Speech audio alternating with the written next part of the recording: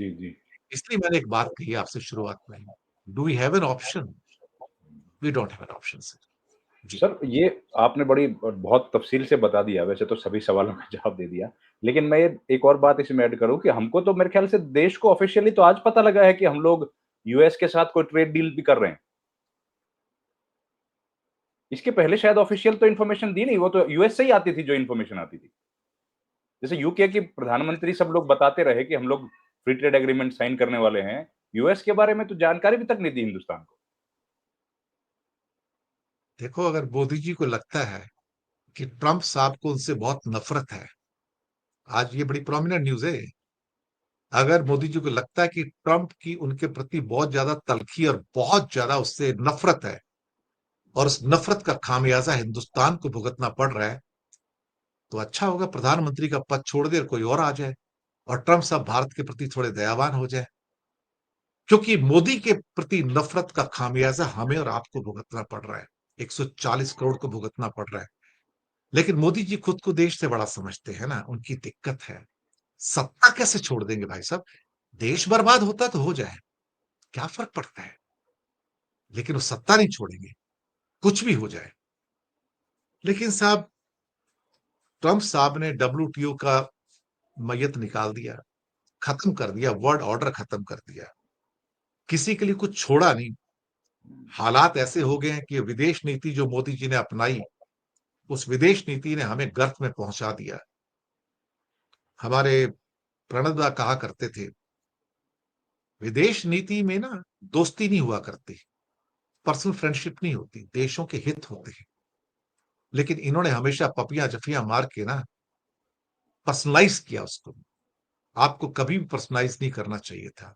आप जिस ढंग से लोगों को खींचते हैं या उनको गले लगाते हैं, it's very irritating for some people. सिर्फ एक ही शख्स है जिसके साथ ये हिम्मत नहीं करता, वो शी जिनपिंग है, क्योंकि पहले से आदेश होते हैं कि हाथ मिलाना और कहीं हाथ के ऊपर हाथ भी रखने की कोशिश मत करना। He doesn't like it. और 3 फुट का डिस्टेंस मेंटेन करना, that is a protocol by Xi Jinping. तो वहां पे ये कुछ नहीं कहता, वहां पे ये बंदा डरता है। लेकिन हम एक ऐसे मोड़ पर आकर फंस चुके हैं आज, इस मल्टी अलाइनमेंट के चक्कर में। हम ना घर के हैं ना घाट के हैं। पहले कम से कम नॉन अलाइंड थे ना, तो हमारा रुतबा था, सब लोग हमें एग्री कर जाते थे। आज ये मल्टी अलाइनमेंट के चक्कर में ना, इस बंदे ने हमको कहीं का नहीं छोड़ा। आप ना तो अमेरिका के सगे बन सके, ना आप रशिया के सगे बन सके, और ना ही आप हिंदुस्तानियों के सगे बन सके। आज आप कहीं किसी के सगे नहीं बन सकते। आप सोचिए हम किस किस चीज को वेपनाइज कर रहे हैं। हमने ट्रेड को वेपनाइज किया। कभी आपने सोचा कि नायरा के साथ जो हुआ पिछले हफ्ते, वो भगवान ना करे किसी के साथ हो।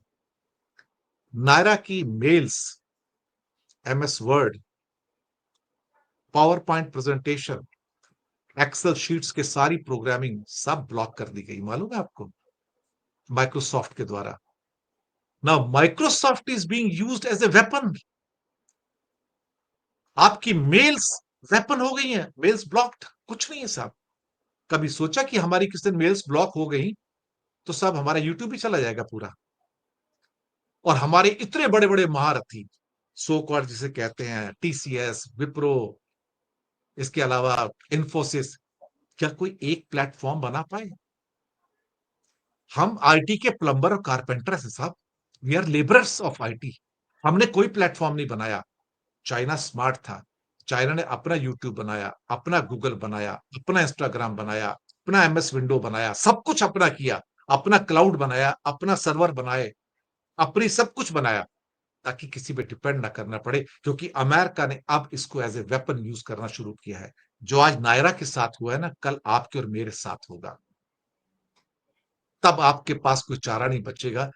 मतलब मुझे शर्म आती है कि इंडिया का एक भी ऐसा बंदा नहीं निकला जो एक गूगल पैदा कर लेता, एक फेसबुक पैदा कर लेता, एक इंस्टाग्राम पैदा कर लेता, एक व्हाट्सएप पैदा कर लेता, एक कोई एमएस वर्ड पैदा कर लेता, एमएस ऑफिस पैदा कर लेता, एक पावर पॉइंट प्रेजेंटेशन पैदा कर लेता, जो कैड पैदा कर लेता, एडोबे पैदा कर लेता।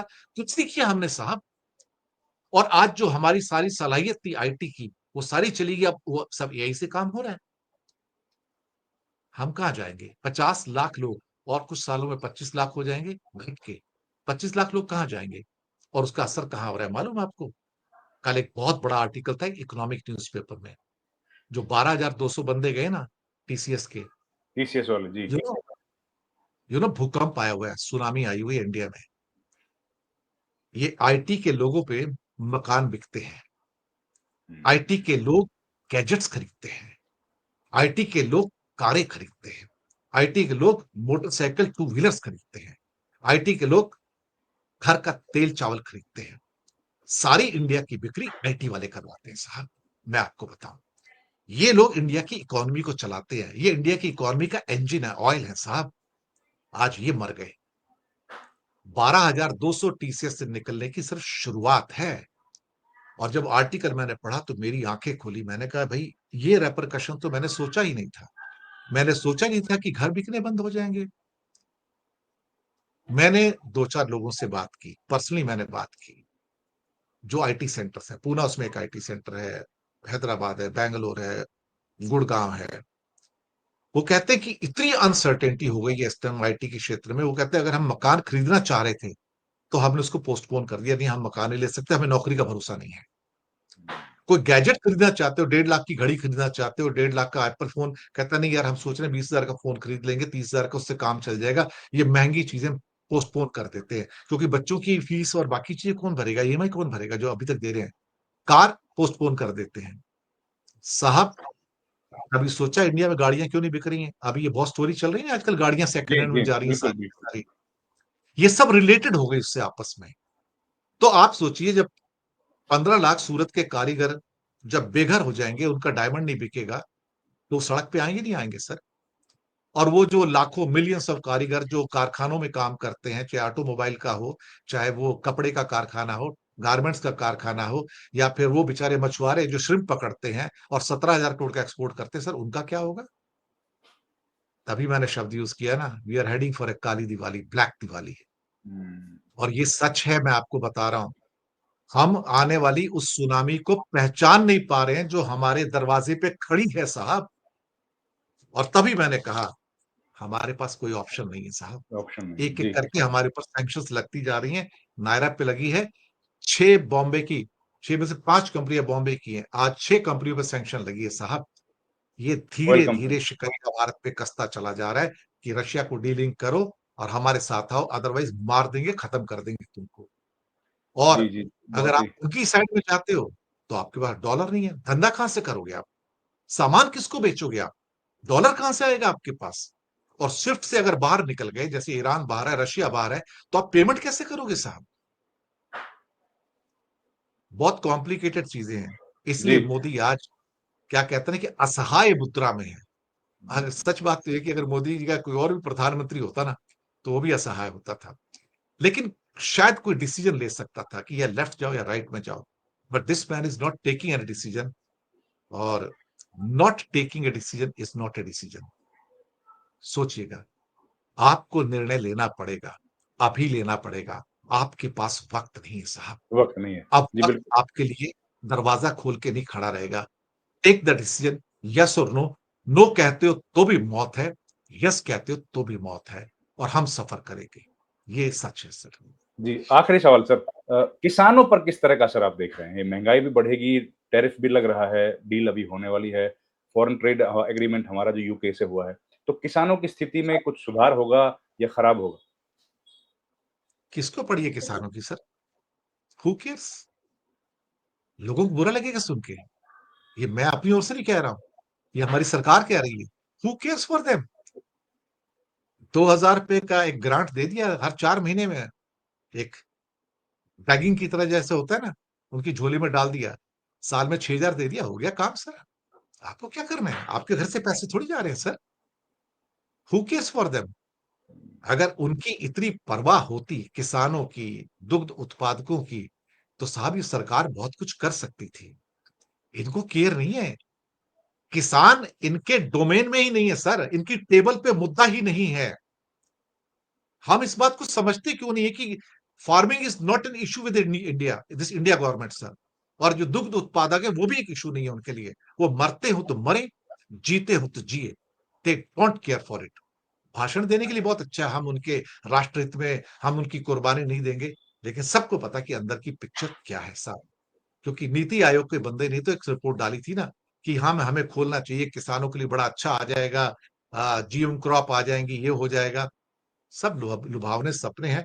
But this is the government which doesn't care for farming and farmers. ये या जो मिल्क प्रोड्यूसर्स हैं उनकी कोई चिंता नहीं करती है।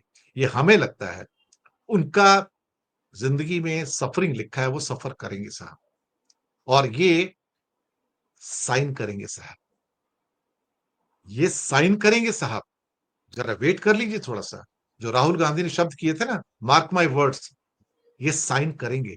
उनके हाथ में पेन दे दिया गया, पेपर दे दिया गया है, और ड्राफ्ट सामने लिखा हुआ है। ऑप्शन क्या है इनके पास?